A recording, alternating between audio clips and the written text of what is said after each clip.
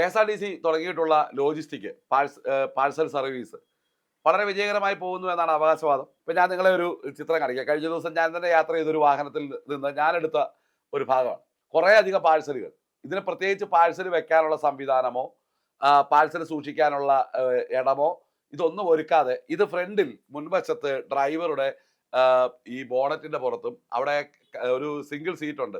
ആ സീറ്റ് അതിന്റെ സൈഡിലായിട്ട് ഡ്രൈവർക്ക് ഈ ഇടതുവശം കാണുവാൻ വേണ്ടി ഒരു ക്വാർട്ടർ ഗ്ലാസ് അതിന്റെ സൈഡിലുണ്ട്. ആ ക്വാർട്ടർ ഗ്ലാസ് മറച്ചുകൊണ്ടുമാണ് എപ്പോഴും വെക്കാറ്.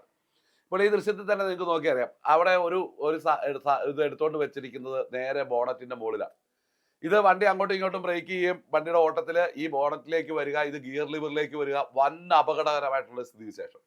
ഇതിങ്ങനെ ആടി ഇളകിക്കൊണ്ടിരിക്കുന്നതുകൊണ്ട് ഡ്രൈവർക്ക് അദ്ദേഹത്തിന് കൃത്യമായ രീതിയിൽ മുമ്പോട്ട് ശ്രദ്ധിച്ച് വണ്ടി ഓടിക്കാൻ സാധിക്കുന്നില്ല.